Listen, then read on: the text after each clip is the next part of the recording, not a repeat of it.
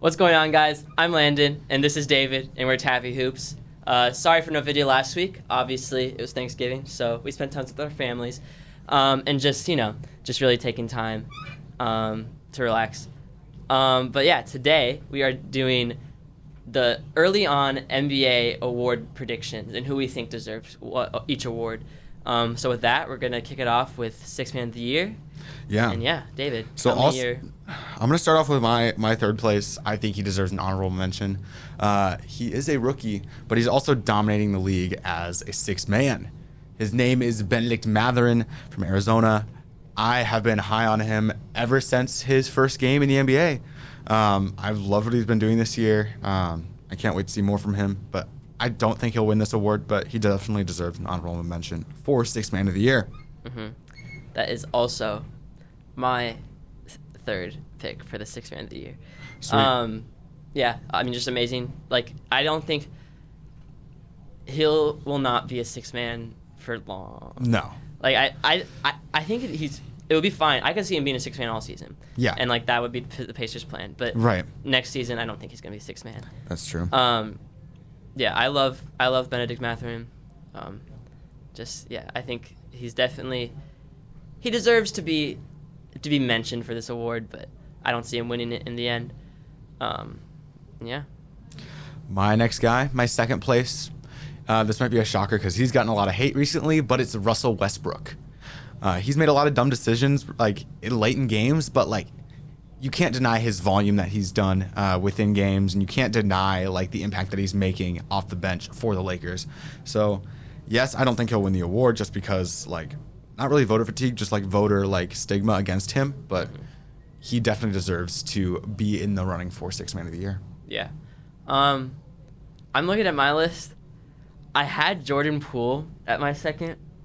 I'm kind of thinking about switching, which is bad, I know. But I don't like Jordan Poole for it. He's dropped in numbers. I know he has dropped in numbers, which is kind of why I'm thinking. Because I mean, it's still not bad numbers, but I mean, just if you drop, it's hard to get that award. Oh, for sure.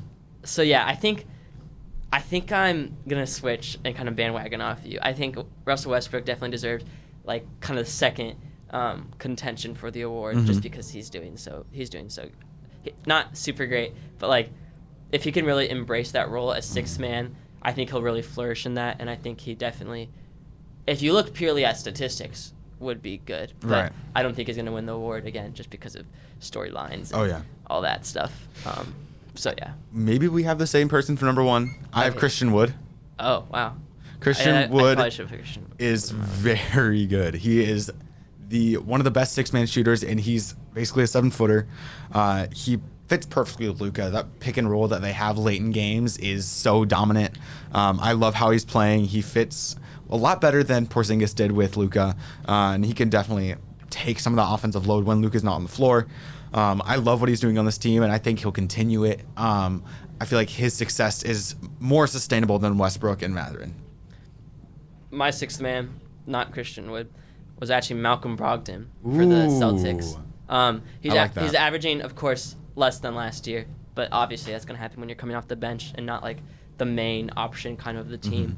But he's shooting crazy efficiently. He's shooting 50% from the field and then just a little bit less, 49% from three, which is just crazy off the bench. That's what you need. You need someone to come in and be efficient, really just get the blood pumping in your offense. And then obviously he benefits a little bit on the defensive side of the ball, but mainly kind of helps run that offense off the bench. So yeah, I really like him for that. That's a good pick. I mean, I didn't have him on my list, obviously, but yeah, I think he definitely deserves some looks for Sixth Man of the Year. And then we're going to Coach of the Year. Yeah.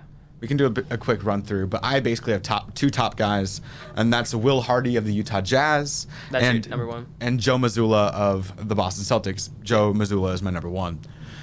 Basically, I picked Joe because Ime Udoka, he leaves basically 2 weeks before the season, and the Celtics do not skip a beat with Joe Mazzulla at the helm, and I think he's a better coach than Ime Udoka. So, yeah. All that being said, he's number one. So I had three, and not really any particular order so much, but I had Will Hardy, Joe Mazzulla, and then JB Bickerstaff. Oh, he's good too. I think I definitely like the Joe Mazzulla pick, though, because, I mean, I think you're very accurate in saying he got in, became the head coach, and just did not skip a beat. He did a really amazing job of that and is continuing to do an amazing job of that. And just the Celtics, they're just a super well-polished team, and that's obviously all credit to him. Well, not all credit to him. A lot of credit is to him. For sure. And then moving to Defensive Player of the Year.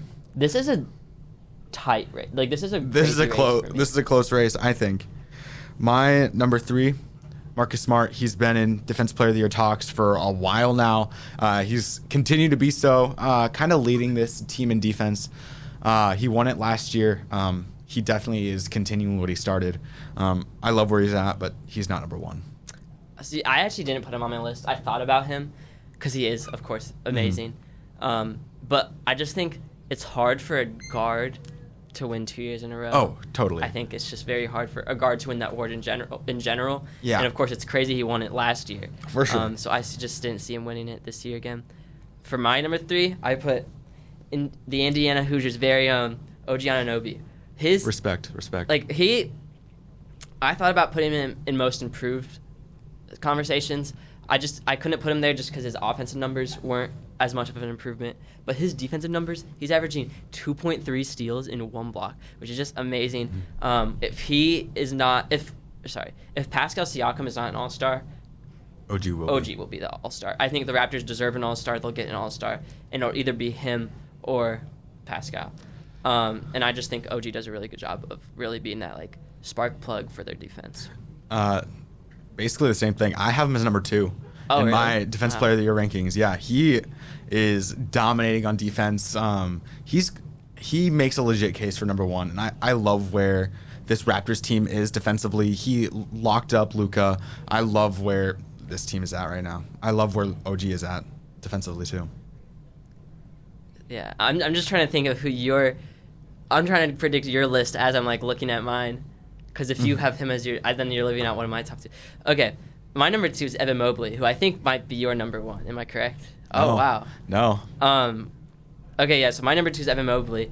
He's averaging roughly one and a half blocks and then 1 steal.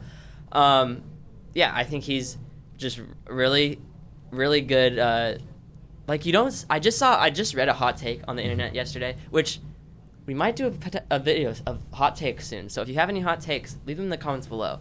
But I just saw a hot take about Evan Mobley saying, like, Evan Mobley's, I know everyone says he's good, but I don't think he's actually that good. Like, he just seems like the type of player that when I'm watching the game, he doesn't really stand out. And, like, which I guess is kind of true because the Cavs have so much star power with Garland and Spida.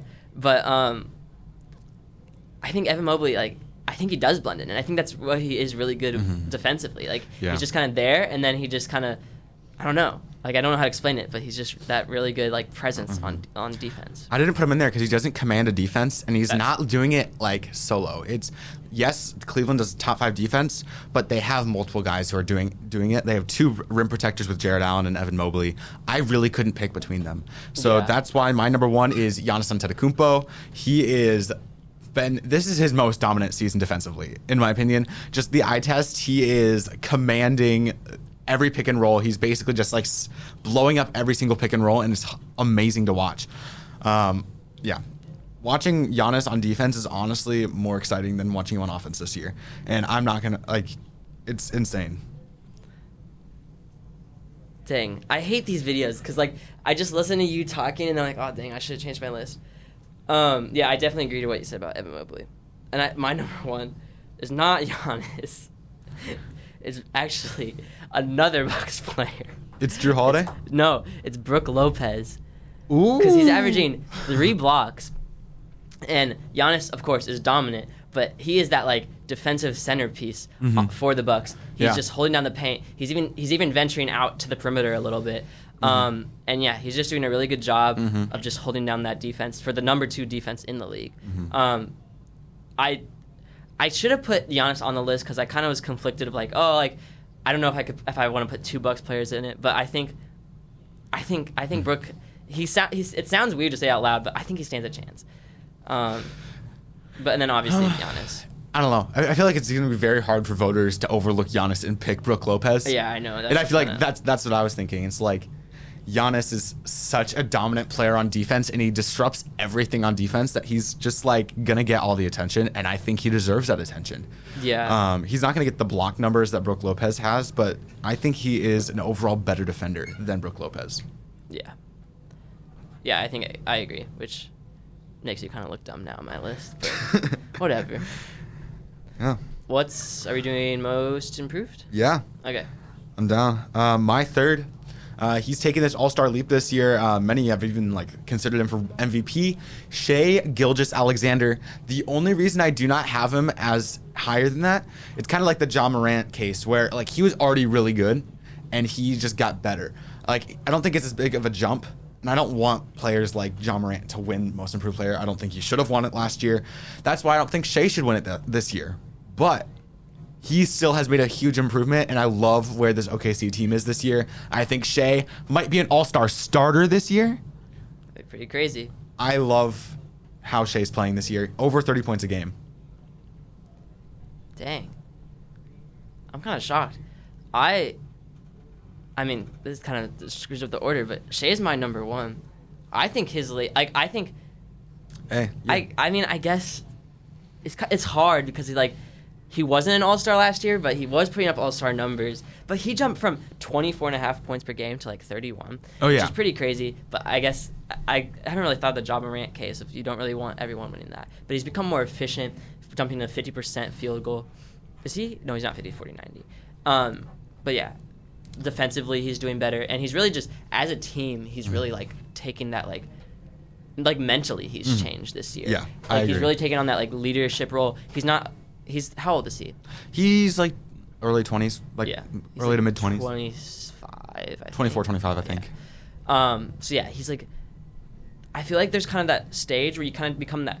You turn from that rookie, or that's maybe really talented, really skilled, whatever, and then you're not only your skills mature, but your mind matures, and you become that very you take that leadership position, and I think that's something that definitely should be accredited to Shai this season. Mm-hmm. So here's my number 2, Lauri Markkanen. Yeah. I think our 3 is gonna be the same for this, but different order. Oh yeah, and then Tyrese Halliburton, number 1. Yeah. Okay, Halliburton is the best passer in the NBA. In the past, well, not counting last night's game, but in the past 3 games. He had 40 assists and 0 turnovers. Yeah.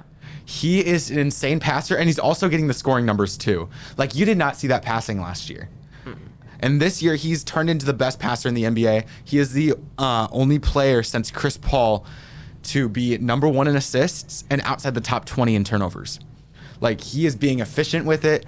He's getting his teammates the ball. I love how he's playing, and he's playing a lot better than he did last year for Indiana and a lot better than he did in Sacramento. And he is one of the main reasons for the Pacers' success this year. Yeah, Tyrese is my number 2. I think it'll either be Tyrese or Shai. I don't see it being Lauri because I'm kind of predicting that there's going to be a drop-off from Lauri. There could be. I could see that. Which kind of pessimistic of me, but I don't care. I almost just swallowed my gum. Tyrese, I love him, and I think with Shai and Tyrese, it kind of depends on how the voters decide to vote. Oh, for sure. I think what you're talking about, I think if they decide we don't like the Ja Morant narrative for we don't want to hold that precedent of most improved player, that it has to be the Ja Morant jump, and that is almost too drastic that it's you have to go. I can't word it right, but you can't go from kind of all-star to all-star and that be most Shai might be different just because Ja Morant was the second pick. He was expected to make a big jump. Right. I mean, so was Shai. I don't know. He was 5, wasn't he? He was 11th. He was the 11th pick. I don't know why I thought he was 5. Yeah. I think Tyrese makes a better case. Yeah, and then Tyrese, I think you really see again that shift of he is very, I don't know, he's just he's so fluid. Oh yeah. I don't know. That's the only word I can use to describe Tyrese. Is that I think if the voters decide to go with him, it's going to be that decision of his numbers haven't been drastic. Like they're not. If you go purely off statistics, it's Shea. Yes. I think Tyrese, if you go off how he really like improved and how that benefits his team, I think that really is beneficial to his case. I agree. And then we should talk a little bit about Markkanen because we kind of skipped over him. But. Yeah, I mean, he is leading a over 500 Jazz team that should not have been that case. He probably has the biggest jump, but it's just not that like it's like from like below average to like nearly an all-star. So like yes, that's a huge jump, and I think he probably has the biggest jump out of any of these three, but I don't know if he can maintain those statistics that he has. The Jazz have lost a few games recently, so you never know how that's going to go. The only reason he's not number one is pessimism. Yeah. I think another reason that I just don't see him getting the votes is just because I feel like he went from very overrated when he joined the league, and then he was on the Cavs and didn't do much. He didn't do much. Then he became a little underrated for a while, and then he joined the Jazz, and now I think he's kind of just. I think he's properly rated. I think he's kind of that a little below all-star level, kind of all-star level. He's like that Danilo Gallinari role, prime Danilo Gallinari. I think that's how he is. But I just don't think he's the type. And again, this might be. Play it back if this is a horrible take later on. But I just don't see him, like, keeping up that lead role on a team. I don't think so either. Yeah. Yeah, like, a lot of it, as we said, props to Will Hardy. Will Hardy is such a good coach. He's having these boys run. And I think a lot of teams aren't adjusting to that, and I think Lowry's just taking advantage of that. He played very well in the Euro League this year for Finland. Yeah. He's had a lot of things go his way, and I don't know how long that can be sustained. How is this is just I haven't really paid much attention to Markkanen in his career, but how is his injury? How is his injury history? He hasn't had much in the NBA. I don't know anything about the Euro League before he played in the NBA, but I don't think there's much there in the NBA that he had. Okay. He's been pretty healthy normally, which actually would be really, really good. Just because he's not like he doesn't rely super much like a lot on athleticism or like even posting up, so it's like that mix of like not really bruising, like being that much of a bruiser, but also not like trying to like jump on people and dunk. Does he count as a unicorn? No. But I mean, he's very lanky build. Yeah. Whereas you can see a lot of injuries, and I guess, but that with them, it's like they put their body on the line. Where I guess Lauri Markkanen does not as much. He's kind of more passive with his play style. I agree. Okay. Second to last. This is my favorite award for this year. It's exciting. Yeah, Rookie of the Year. Here's my third guy. I don't think you'll have him on there. Keegan Murray. Yeah, I figured I could guess our top threes going into it. I knew my top three, obviously. Yeah. But I knew David's three was going to be Keegan Murray because you've been really high on him. I'm surprised that you're not. Okay, my three is Jaden Ivey, and I'm surprised you're not as high on him. I'm surprised I'm higher on Jaden Ivey than you are because obviously. I mean, Indiana, and you're the Purdue fan, but you love Keegan Murray, who destroyed you in the Big Ten tournament. Yep. So I don't know why you're in love with him. Okay, here's my case. Jaden Ivey is not what I thought he was going to be in the NBA. He is not playing smart.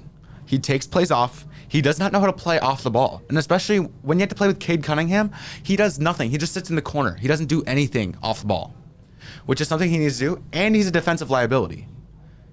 Keegan Murray is taking shots, making shots, creating his own shots. He's playing team basketball with De'Aaron Fox and Domantas Sabonis. Jaden Ivey is not doing that. So, they have similar stats, and I'm going to take the guy who is better off ball, who's better defensively, who is taking better shots and making better shots.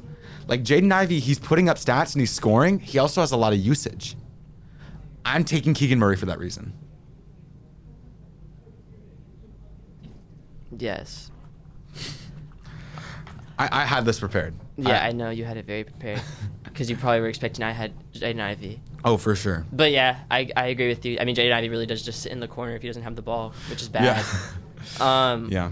I'm just frustrated when I watch Jaden Ivey. I want the best for him. I want him to succeed, and he's not doing that. So. Yeah, I definitely see it because he definitely was the star at high school and then college, star at Purdue, and then and then he goes on and he wants to be the star, but you can't you can't be the only star in the NBA unless your name's LeBron James or. If you're a superstar, he's not a superstar. Yeah, unless you're a superstar, like coming in out of of college or high school or whatever. Yeah, I'm sitting here thinking that I think we should do a debate video soon. For sure. Those ones we did. Yeah. Because you're doing a really good job of convincing me of some of my picks. Because I'm sitting here looking at my Jaden Ivey pick, and I'm not so proud of it anymore. No, it's the popular pick. Like he's up there for a reason. It's just, I think my reason's better for Keegan Murray. And yeah, and the Kings are they're the 6th in the East or West. Gosh. West, yeah. But that's not all on him. A lot of that is De'Aaron Fox jumping up. But he's definitely contributing to it. Oh, for sure. And I think the Kings definitely were not expected to be that high. They were expected to be like play-in range, and they're they're meeting kind of they're exceeding expectations. Playoff. So yeah, I mean, props to him. So I know you're next too. I'm wondering your order. Yeah. So I know Paulo's missed time, but he's number 1. So it's Paulo's number 1, Benedict Mathurin's number 2. Here's why.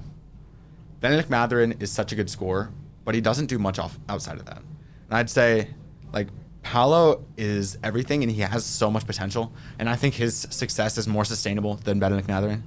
Mathurin, he just needs more time to develop. I think he's such a good scorer. He needs to develop his playmaking, develop more defensively. He has the motor defensively. He just doesn't have the skills. Paulo does everything, and he does it to like above average, does it to a good level where it's like he's dominant. Obviously, the Magic don't have the wins that the Pacers have, but also like Paulo doesn't have the help that Benedict Mathurin has. So that's why I have Paulo number 1. Dang. Yeah, so obviously my orders, because of course we're never going to get any of these the same. My order is reversed. And you said it. I mean, my only reason for putting Paulo really below him was he just missed the 7 consecutive games. Yeah. So yeah, that's really was my only reason for putting him there. And then a little bit of like the team success of Benedict. Yeah. I am thinking. Now I'm trying to think of all the past Rookie of the Years.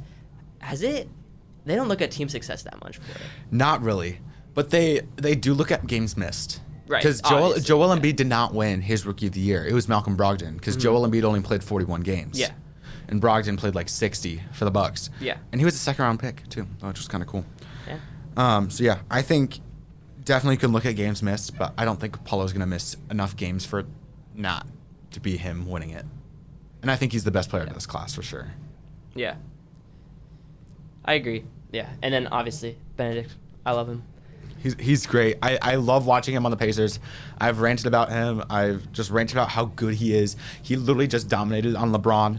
23 points, 8 rebounds, a bunch of assists. So I think he has the motor to be a very, very good player, very good all-star in his career. He's just not better than Paulo. Yeah, Paulo's just... If Paulo was on the Pacers, oh my gosh. It'd be crazy. A much different story. Yeah. We'd be ranting about Paulo all day long. And we'd be set. Like, we would have our, we'd have, like, our generational talent. Hey. Which... Benedict's not it. I'm sorry. Like, he's good. He's good, but I don't know if he's going to be that generation like that. No, he's not a generational talent. He's not that Paulo or that Wemby or that... He's a Victor Oladipo yeah. type all-star. That's what he's going to be. Yeah. Except Victor Oladipo's a little better on defense. That's true. I mean, he has the motor, though. Okay, yeah. MVP. The moment you've all been waiting for. I hope you're still there. Hopefully we have a top 3 that's similar. Actually, I kind of want it to be different. Let's see. My number 3, Jason Tatum. Yes. I think it'll probably be... I think we have the top 3. Maybe. I hope. Unless you're an idiot. I'm not an idiot. Jason Tatum. He's leading the best team in the NBA, but he also has a lot of help. I think last week I would have put him number 1. But he's had a few bad games. I don't know. It's just like a game-by-game basis. Like, they're so close, those top 3, that I think, like, game by game, you could switch it up. Jason Tatum is number 3 right now, but he's in striking distance right now. So, yeah, Yeah. Yeah, that's the thing that you definitely striking distance. This is so close. There's who was it? Jimmy High Roll. How do you say it? Jimmy High Roller. Yeah. Did you watch that video? Yes, I did. Yeah, it's a crazy MVP race. Like even like Shea has an MVP season right now, and he is just like even him. He's not going to get votes. He's not going to get votes. There are so many people that are having MVP seasons that would have won like crazy most of the votes in like past races that are not going to get votes this year. Obviously, like you're going to have some stats drop down just as we get more games played. Mm-hmm. But like still, like this race is going to be super close, and I think it's between these top three. You can maybe even add a fourth. I don't know. I don't want to say my fourth on just to make sure he's not in your second. And I don't think there will be a runaway MVP either. No, there won't be. There was unless there's injuries. Unless injuries, but yeah, unless it should be close and everyone should be getting. It'll be a nail biter. When we find out in June. It'll be like that. Giannis James Harden MVP race where Giannis won. I think it'll be something like that. Yeah. Speaking of Giannis, he's my second. Okay, we got the list. Yeah. So it's number 1, Luka Doncic. Number 2, Giannis Antetokounmpo, and 3, Jason Tatum. Yeah. It's so close. It's literally you could pick any order in that, and I think you're fine. Yeah. Luka just has less help, and he's putting up the stats more. He has more stats than Giannis, and I mean, Luka, stat-wise, MVP. Also, stat-wise, no one has ever averaged these numbers. Like, no one has ever averaged 34, 8, and 8. That's crazy. And the one difference between Luka and then Giannis and Jason and some of the other guys that I think really makes Luka stand out. And I'm not used to this. I'm not used to talking good about Luka. I feel like I've always been very, very heavy hater. But I'm not bandwagoning, but I just gotta admit it. I gotta admit when I'm wrong. I've been wrong in the past. I think this might be his season. So wait. Is Luka better than Kawhi? This season? Yeah. Yes. Thank you. If he's number 1 in my MVP voting. Luka's been better than Kawhi for 3 years now. Is this right? No. Yes. No. Yes. No, I'll stand by that. But I think this season he's just dominant. It's historic. He's fun to watch. What else? Oh, he stands out from Luka and Giannis. Luka stands out from Giannis and Jason, mainly because he doesn't have much help. Like, he does have help, obviously, Christian Wood, Dinwiddie, all that. But the other guys have other stars. Yeah. Luka doesn't. You could make the case that you just want the most dominant player to win MVP, and that would be Giannis. And I would totally be fine with that. You have Giannis winning MVP just because he's so dominant. But, I mean, I'm going to make the case for Luka 10 times out of 10 just because he is that good. 34, 8, and 8, as you said. He's just such a good... I shouldn't even say good. He is a generational talent. Yeah. Yes.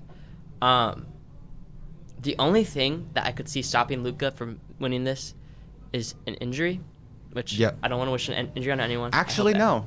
I think Giannis and Tatum could get it. Actually, I take that. They could pass him without injuries. They could pass him without injuries. Yeah, he could be passed without injuries. The only thing I see maybe taking away votes, even despite his crazy season, is if for some reason the Mavericks are just not doing well. Which they aren't. Which they aren't. They're 8 right now. Yeah. I just checked. And... Yeah, and a lot of it is close games that, like, Luka just doesn't have help and he's dead. Yeah. I think 8th, though. I think 8th seed, I think is the lowest I could see him winning it with. Jokic won with 6. Yeah. I think Luka's going to have to get up a little more. And I think once Utah drops down and other teams drop down, Dallas will be higher and they'll be around 5 or 6. What did Westbrook win with? He won with 6 also. Yeah. But they had like 48 wins. They had a really good win total for the 6th seed. Like if he's like a 506 seed, that might not be worth it. Yeah, I love where this MVP race is, and I can't wait to watch more games. I just watched. I don't know how recently was it, but Dallas Milwaukee was such a good game to watch. I feel like I've found myself watching more Dallas and Milwaukee games than anybody else. They're fun teams. They are awesome to watch. Trying to think who else I watched recently. I watched the Knicks play the Hawks. Yeah. Just because that's a rivalry game and you have to watch that. So I think like there's a lot of like matchups that are coming on soon where it's like you're gonna watch Giannis versus Tatum, or you're gonna watch Luka versus Jokic, or it's like all this like there's so many people that have stakes in this that like it's so fun to watch. Yeah, for sure. And I think again, kind of talking about what you talked about earlier is that the Bucks are crazy fun to watch because they just never slow down. Like they're fun to watch on offense, they're fun to watch on defense. It's hard to find that on a team where you want to watch them for their everything. You're not watching the other teams play offense. You're watching them play defense. Oh yeah. Which is amazing. Yeah, I'm really excited to see where a lot of these races go. MVP very tight. Rookie of the Year, I think will be Paolo, but I am excited to see. It's just a very talented rookie class, so I'm just excited to mainly watch those rookies. Oh, for sure. Most improved. That's close. That is close. Close. A lot of just very players that are fun to watch and really see their role on their team, how they switched up their team. Sixth man. I mean, it's between a few guys. Yeah, but I mean, it's not one that like, oh, who's gonna win sixth man? Yeah. Hey, what happened to Tyler Hero? How's he doing this season? I didn't really look. But I haven't really been following the Heat that much. And no. I'm just now thinking of how he won it, and I'm like, I don't know. Now that they don't have team success, I don't know. Like, yeah, he's averaging same as last year. Yeah. Well, a little less than last year. He's not going to win it if he's doing worse than last year. No, yeah. Which is sad. I like watching Tyler Hero. It's just that he are not good this year. And I predicted that. And I feel like I'm really happy that I predicted that just because they're not good. Yeah. Yeah, Coach of the Year. Not really. It's super exciting award race. But I'm excited to see the teams. Yeah. It'll be more exciting as the year goes along, like to see if like Utah continues their success and stuff like that. And then Defensive Player of the Year. A lot of really talented, like really, really skilled defenders this year that shouldn't have a case just because of the role they play on their team's defense. For sure. And yeah, thank you guys for watching. I hope you stayed for the entire video. Let us know what you think of this new environment. Just let us know where we can improve, what you think we could do better. I think coming up, we're going to have a hot takes video, so that should be fun. And I'm thinking, I just thought of this literally as we've been talking today. I think maybe for Christmas, I think we could do like a Christmas debate video that somehow is related to the Christmas games. Maybe the players, teams, like who's going to win certain games. Oh, for sure. I think that'd be fun. So let us know what you think of those video ideas down below. Also, I think we should probably do a challenge video soon. Oh, for just sure. Because I think we haven't done one of those in a while. Yeah. And with that, make sure to like, comment, subscribe, comment down below. Give us any hot takes. We'll talk about those in the video. If you leave them, you'll be guaranteed to talk about. Join our Discord. Also, you can also leave hot takes on there. And with that, we'll see you next week. Peace. Always wear your seatbelt.